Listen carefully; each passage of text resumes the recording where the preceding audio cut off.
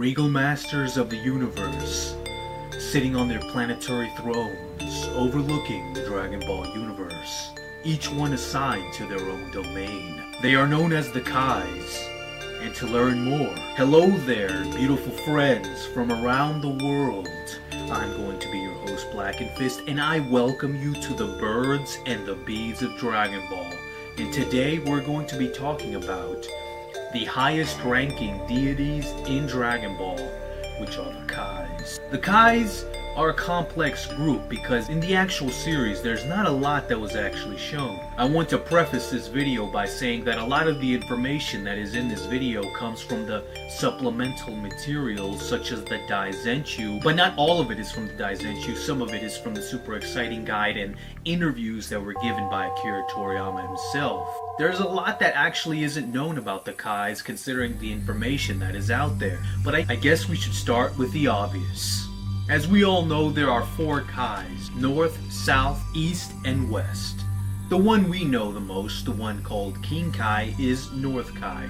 Each Kai is assigned a quadrant of the universe to oversee. In addition to these 4 basic Kais, there is also the Grand Kai, who oversees all 4 of them and their actions. So he is the highest ranking member out of these 5 Kais. It is important to note, however, that not all of these Kais were in the manga. Even though the Grand Kai was created and designed by Akira Toriyama, he never appeared in the manga. Although these are the beings that rule over the entire universe, they are not the pinnacle of the Dragon Ball world. That is reserved for the Supreme Kai. The Supreme Kais operate structurally very similar to the way the lower Kais operate. There is a Supreme West, East, North, and South Kai, and each Kai rules over a segment of the other world and the universe that each lower Kai also sees over. And like the lower Kais, there is also a Grand Supreme Kai who oversees all the rest of the Supreme Kais. This is all pretty basic and it's all in the show. However, supplemental materials such as the Daizenshuu go a little farther than just that. All Kais come from the planet Kaishin. Unfortunately, we have never seen this planet depicted in the manga or any other movie or anime material. The Kais all belong to the same race called the Shinjins, and they have a very interesting way of reproducing. On the planet Kaishin, there are the kaiju trees, and it is from these trees that all Kais are born. These trees produce apple-like fruit that, when ripe, actually transform into a Kai. However, do not be mistaken, not all Shinjins become Kais. In order for a Shinjin to become a Kai, he must wait for a position of a Kai to be vacated.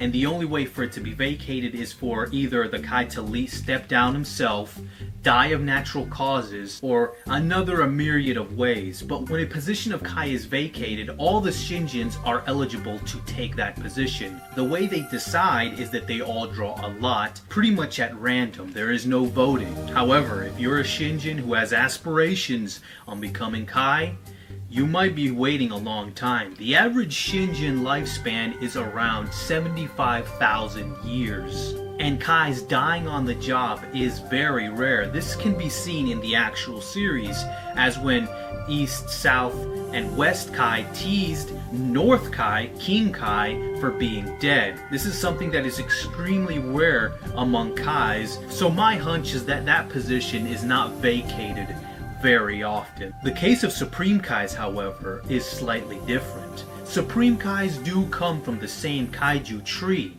However, they are not born from the same fruit. In order for you to become a Supreme Kai, you have to be born a Supreme Kai. Unlike a normal Shinjin who is born from a fruit from the kaiju tree, a Supreme Kai must be born from a golden like apple fruit from this same tree, which are much rarer than the regular variety. Unlike normal Shinjins who are not guaranteed to be Kai, if you are born from a golden fruit, you are considered to be a Kaioshin and are guaranteed to be a future Supreme Kai. Now, the reason Kaioshins are guaranteed positions as Supreme Kai is because not many of them are made, and they are extremely rare. From the information that I have gathered, Supreme Kais, Kaioshins, have a lifespan of around 75 million years. The average kaiju tree will probably only produce golden fruit every couple tens of millions of years. So the supply of available Supreme Kai positions is always scarce, so whoever is born a Kaioshin is always guaranteed a position. But like every other race, they have their bad apples. There are evil members of their race.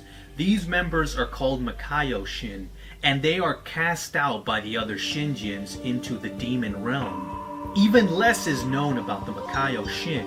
We have never officially confirmed an existing Makaioshin in the entire series. However, there are candidates. Deborah is the most likely candidate for being a Makaioshin. There's also Lucifer from Sleeping Princess and Devil's Castle, and also Shula, who is from the episode Goku Goes to Demon Land, in which Goku does just that, and he meets a demon called Shula, who potentially could be a Makaioshin. However, none of these candidates have ever been officially confirmed to truly be Makaioshin. However, I would like to roll back the clock to when Battle of Gods was first coming out.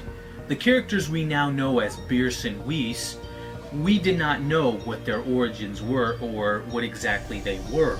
However, there was a lot of speculation that Beerus and Whis were going to be Makaioshin, and they would be the first official Makaioshin to ever be introduced in the series. This was of course not the way it turned out, as they turned out to be the gods of destruction, which have no relation to the Makaioshin. Considering the fact that the Makaioshin have only really been brought up in supplemental materials such as the Daizenshuu, it is curious to know whether they will ever appear in official Dragon Ball media. And when I start to wonder about that, I start to wonder whether they might appear in Dragon Ball Super, but we'll have to wait and see.